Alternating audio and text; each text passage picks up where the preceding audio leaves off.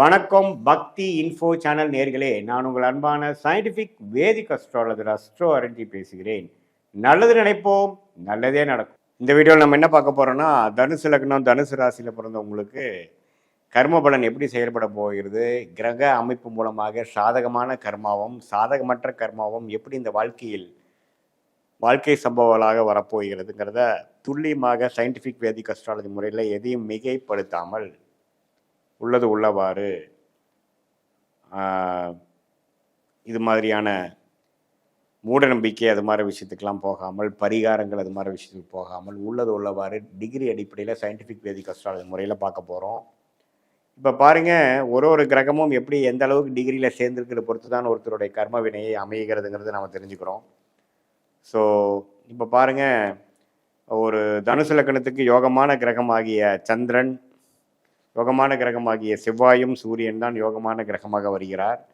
அதில் செவ்வாய் மிகவும் வாழ்க்கையில் ஜெயிக்கக்கூடிய உத்வேகமான அந்த 7 வருட காலமாக கொடுக்கக்கூடிய அமைப்பு இருக்குது. அதே மாதிரி சூரியன் பாருங்கள், 6 வருடமாக இருந்தாலும் அவரும் யோகத்தை கொடுக்கக்கூடிய, அள்ளி கொடுக்கக்கூடிய அமைப்பாக வருகிறார். இந்த செவ்வாய் சனி ராகுவோடு சேராமல் தனித்து அல்லது சந்திரமங்கல் யோகம் என்று சொல்லப்படுகிற சந்திரனோடு சேர்ந்து குரு பார்வை பெறுவது மிகவும் நல்லது. அதே மாதிரி சூரியன் சனி ராகுவோடு சேராமல் அவர் ஒரு பௌர்ணமி சந்திரன் பார்வை பெற்று, குரு பார்வை பெற்று, சுக்கிரனை அஸ்தங்க பண்ணுற அமைப்பெல்லாம் இருப்பது மிகவும் நல்லது. ஸோ இது மாதிரி அமைப்புகள்லாம் உங்கள் ஜாதகத்தில் சூரியன் எப்படி இருக்கிறார், சூரியனும் சனியும் சேர்வது கொஞ்சம் தவறு, எந்த அளவுக்கு சேர்ந்துருக்காங்க எல்லாங்கிறதெல்லாம் பாருங்கள். செவ்வாய் எப்படி இருக்காருன்னு பாருங்கள். அடுத்தபடியாக உங்களுடைய ராசி அதிபதி ஆகிய குரு எப்படி இருக்காரு ஜாதகத்தில் அப்படிங்கிறதையும் நீங்கள் கொஞ்சம் பார்க்கலாம். ஸோ ராசி அதிபதி ஆகிய குரு பார்த்தீங்கன்னா ஓரளவுக்கு பாதிப்படாமல் குருச்சந்திர யோகத்தில் இருக்கிறது, செவ்வாயோட சேர்ந்து இருக்கிறதுலாம் நம்ம யோகத்தை கொடுக்கக்கூடிய அமைப்பு.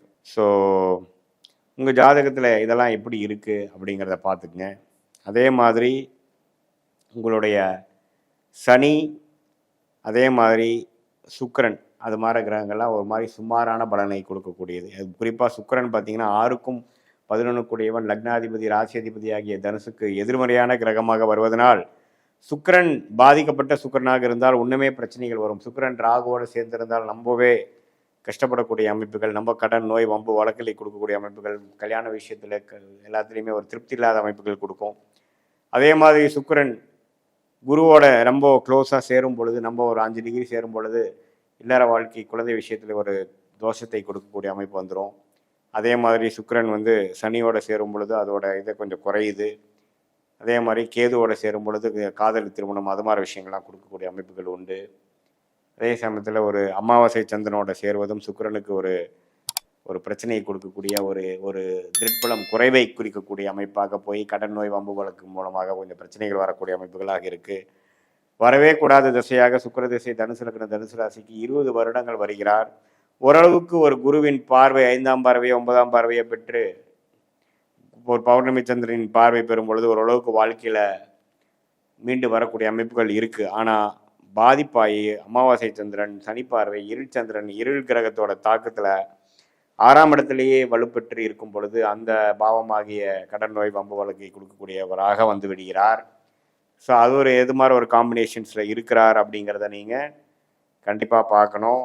அதெல்லாம் வைத்து தான் உங்களுடைய கர்ம பலன் எப்படி இருக்க போகுது, எந்த நேரத்தில் எப்படி இருக்க போகிறீங்க, எந்த நேரத்தில் நம்ம ஜெயிக்க போகிறோம், எந்த நேரத்தில் பாதிக்கப்பட போகிறோம், எது மாதிரி கர்ம வலைகள் நமக்கு நல்லது, நம்மளுடைய கர்மா எப்படி காட்டுது, எவ்வளோ டிகிரி சேர்ந்துருக்காங்க, எந்த நட்சத்திரத்துக்கு இது, உங்களோட ஸ்தானபலம், திக்பலம் ஒரு கிரகம் எப்படி இருக்குது, சனியும் சூரியனும் சேராமல் இருந்தால் நல்லது, சந்திரனும் சனியும் சேராமல் இருக்கிறது நல்லது, ஒளி கிரகமாகிய சூரியன் சந்திரன் ராகுவோட சேராமல் இருக்கிறது நல்லது.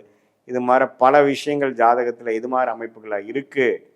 அப்படிங்கிறத பொறுத்தே உங்களுடைய கர்ம வினைகள் கர்ம பலன்கள்லாம் செயல்பட போகிறதுங்கிறத நீங்கள் தெரிஞ்சுக்கணும். ஸோ அதனால் நல்லாவே வாழ்க்கையில் ஒரு மாதிரியான சில விஷயங்கள் பார்த்து அதுக்கு பிரகாரம் நீங்கள் வாழ்க்கையில் எடுக்க வேண்டிய முடிவுகளை அப்படி எடுக்கலாம். இது பொதுவான பலன் தான். நீங்கள் சயின்டிஃபிக் வேதிக் அஸ்ட்ராலஜி முறையில் நம்ம பிறந்த தேதி பிறந்த நேரை போட்டு உங்கள் ஜாதகத்தை போட்டு இன்னும் துல்லியமான பலன்கள் நம்ம எடுக்கும் பொழுது ஒன்றுமே வாழ்க்கையில் நீங்கள் எது மாதிரி விஷயத்தை நோக்கி போகிறீங்க, உங்களுடைய டைம்லைன்ஸ் என்ன குறிக்குது, உங்களுடைய யோகமான தசை, யோகமான தொழில், யோகமான வேலை, யோகமான படிப்பு என்ன, எந்த துறை உங்களுக்கு கொஞ்சம் சாதகமாக இருக்குது, எந்த துறை உங்களுக்கு சரியாக வராது, தொழிலா வேலையா, வெளிநாடா, வெளி மாநிலமா, எது மாதிரி விஷயங்கள் உங்கள் ஜாதகம் காட்டுது, ராகுகேதுகள் சம்மந்தப்படுகிறதா, அல்லது வெளி மாநிலம் வெளிநாடு சம்மந்தப்படுகிறதா, எது மாதிரி ஒரு அமைப்பு வந்து உங்களுக்கு ஒத்து வருது, எப்போ வந்து அஷ்டம சனி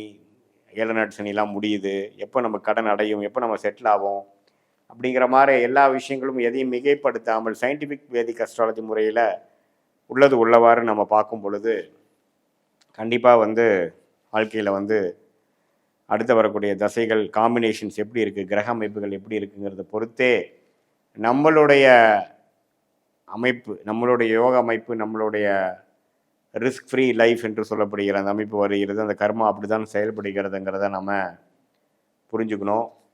ஸோ அந்த அடிப்படையில் பார்த்தீங்கன்னா உங்களுக்கு வந்து யோகமான சில விஷயங்கள் நடக்கும் பொழுது உங்களுக்கு வந்து அதுக்கு தகுந்த மாதிரி விஷயங்கள், அதாவது யோகமான கிரகங்கள் நல்ல காம்பினேஷன் இருக்கிறப்போ நல்ல அமைப்புகளும், யோகமான கிரகங்கள் பாதிப்பாக இருக்கும் பொழுது யோகங்கள் குறைவாகவும் கைக்கு வந்தது வாய்க்கு வரவில்லைங்கிற மாதிரி அமைப்பாகவும், சுமாரான கிரகம் வந்து நன்றாக இருக்கும் பொழுது ஓரளவுக்கு பிரச்சனைகள் அதிகமாக இல்லாமல் ஓரளவுக்கு சமாளிக்கிற அளவாகவும், சுமாரான கிரகங்கள் நம்ம பிரச்சனைக்குள்ள மாற ஒரு அமைப்பில் இருக்கும் பொழுது இன்னுமே பாதிப்பு அதிகமாகி வாழ்க்கையில் ரொம்ப கவனமாக இருக்கணுங்கிறதையும் நம்ம தெரிஞ்சுக்கிறோம்.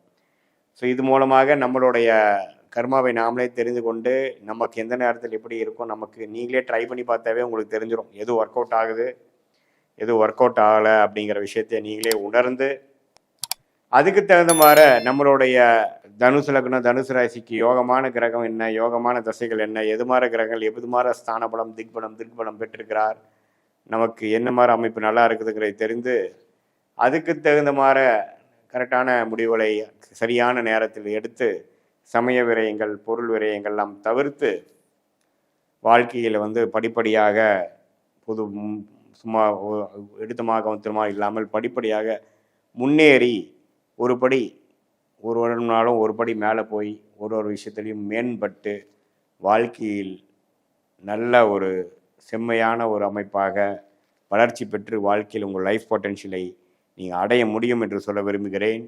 மீண்டும் மற்றொரு காணொளியில் சந்திப்போம். நன்றி, வணக்கம்.